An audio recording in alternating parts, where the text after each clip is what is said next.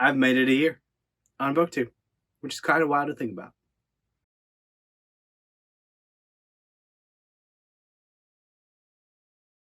Hello, welcome to the Ponderings of Pete. I'm Pete, and if you're new here, I talk about fantasy, I talk about sci-fi, I talk about some nonfiction stuff. If you want to talk to me more, I don't know, words.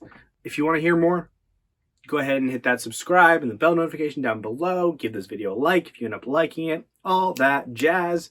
Administrative stuff out of the way. So I've made it here a year on Booktube. Actually, October was a year, end of October. It's been a year, which is so wild to me. I've learned a lot. I've grown a lot. I've met so many amazing people. And, it's Thanksgiving, so happy Thanksgiving to those of you in the US. And, this video is kind of, a tag, but also a thank you to all the people that I've met here on Booktube and the people, whether they've supported me or anything like that. So yeah, because I filmed this like a week ago and I wasn't satisfied with it. So the night before this is supposed to go out on Friday morning, I decided to refilm it and just whatever, scrap it. Let's get in the tag. How many years am I getting into on Booktube is the first question. And I already told you that. 1 year. Second question. And by the way, if I haven't said already, which I don't think I have, this is the Booktube Birthday Tag. You can tell it by the title. What has kept you motivated for making videos? One, just books in general, reading more books and hearing about more books that I want to read and starting to think about books more. I haven't necessarily been the most analytical thinker about books in the past. When I was younger, I kind of just plowed through them and just consume. I'm trying to change that a little bit. I'm trying to be more thoughtful about what I do. So that's been a nice way to do it. Also, just the people here on Booktube are really nice. It's great to have a community to interact with. So that's been a huge motivation. Anybody that, has offered encouragement has been such a big help to me. Because being a content creator online, it is really easy to just go down into a hole really easily, just because you're not satisfied with your performance or whatever, stuff like that. 3. What are 3 of your favorite videos that you've made in the past year? So I would say, first and foremost, I would say the Long Price Quartet review video. Check it out. I think after talking about the Long Price Quartet in 4 different live shows, playlist is also linked right there, I was able to sufficiently put my thoughts together to put together a why you should read video on the Long Price Quartet. So I was really proud of myself for being able to do that. I think that while it's not perfect, it's a pretty good, convincer of, hey, you should read this. So if you haven't read the Long Price Quartet and you want to know a little bit more, go check out that video. It's great. The second one would be my Senlin structure video. I did a video on the narrative structures that I perceived in Senlin because there were multiple, and I was like, oh, this is cool. I should make a video about it. So this one didn't really necessarily do too well, but I think that's something that just happens. Is sometimes you do things that you're like, oh, this is so cool and fun, and it doesn't do because it's not like typical content. I want to get to the point that I don't care about that, just so I can do content that I enjoy. Because eventually, if I do the content I enjoy, I'll also bring along the audience that enjoys that content, hopefully. But we'll see how that works in the end. So yeah, that one was a fun one, just analyzing Senlin. The third one would be my Stormlight Biggest Disappointment one. This is another one where it's just like, I had thoughts, and I've had thoughts about this for so long, and I couldn't put them cohesively together, but after a conversation with a friend of mine, some of those thoughts came together, and some of his ideas were kind of sparked more thoughts in me. And I was able to actually put together a video about, my biggest disappointment in the Stormlight Archive through Rhythm of War. So if you read through Rhythm of War, check that out. I think that was a fun video to make, just simply because I'm able to put together my thoughts, which is one of the things that I really want to be able to do. I want to be able to communicate this wild jumble of craziness that is in my brain. Yay! More working towards that. Progress. 4. What have you struggled the most with in the past year? I think the first is making just samey content, because I think a lot in your first year in Booktube, yeah, if you want to make just like content that's really similar to other people's, in essence that it's like reviews, TBRs, wrap-ups, etc. Like all that stuff that's like seems like it's the same. That's not a bad thing, but it does get kind of discouraging when that's all you're making. You're not able to think up other videos that are unique and different. I've come to the realization that it's not a bad thing to do that on Booktube. If you're working on being more analytical, focus on reviews. Focus on reviewing things well. Who cares if reviews don't do better? They're still evergreen content, so they'll do better in the long run, hopefully. If you really like doing TBRs and wrap-ups, keep going with that. Just do the content you like, and that's kind of the conclusion that I came to. Like, you know, I'm going to keep this schedule for myself, and I'm going to try to learn to do content that I like, and just go for it. The other thing I was struggling with was sub count. I think at the beginning of the year, I was like, let's be ambitious. I'm going to get to 1,000 subs by the end of the year. Totally doable, because I'd seen other people do it. I didn't necessarily follow through with that. Like, I know there are things that I would have done differently from the beginning if I'd actually been committed to that goal. And I'm not going to make 1,000 subs by the end of the year unless, you know, in the next month I blow up for some odd reason. And I really don't want to blow up like that. I just don't want to blow up, period, because that's another thing I learned of, like, rapid success isn't all that great. Like, if you go from 100 to 2,000 subscribers overnight, that's super stressful. So yeah, I don't necessarily want rapid success. Yeah, I definitely struggled with other people that were, you know, growing faster than me. And I started to analyze them and be like, okay, why are they better than me? And I came to some conclusions that I was like, you know what? Yeah, I don't necessarily put as much effort in. I'm not this, I'm not that, I'm not them. I am me.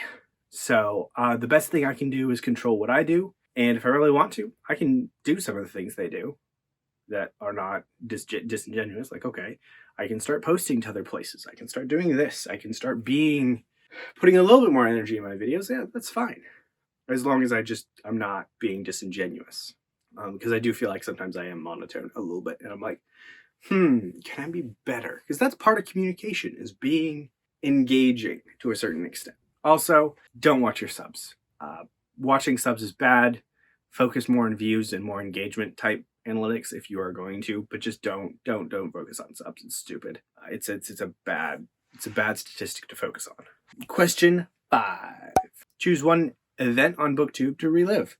There's a lot of things on Booktube that were just so fun to go through, whether it was both readathons for shelf space that I participated in, whether it's just doing these live shows that I've like really liked doing live shows now. So hopefully you get to see more of those over time. I kind of had a stint from like July to September where I was doing like 2 or 3 live shows a month. It was great. I liked it. I kind of want to continue doing that just because it's great. I like doing live shows and talking to people. But I think one specific entertaining event that I would love to go through again was the formulation of the Shelf Space Dragon Wars outline. For those of you who don't know, it was after the last December readathon, the first Reindeer Games we did in December of 2020. There was a bunch of us talking, and I believe that Jessie Mae came up as she would be great as this character in fantasy. And then from there, it just sped out. Because like other people were like, oh, you'd be great as this person would be great as this character. And then this person would be great as this character. And then somebody came up with the storyline. And somebody else was like, put this person here and this person's going to be this. And ooh, could I be this? And there's an Excel sheet still on the Shelf Space server that just exists. And Andrew from GetWriteonIn was supposed to do something with it, but I guess no. But it was fun. It was a blast just to think it out and, you know, bond with people over that craziness. Number 6, the big one, the thankful one. Choose a supporter of your channel to shout out. And I think forcing somebody to choose one in this tag is stupid. So I'm going to shout out a lot of people because there have been a lot of people that have been encouraging. There have been a lot of people that have been really good friends. There have been a lot of people that just like I've met. They've been wonderful. So this list is in no particular order. And I will forget people, and I'm sorry. Let's see here.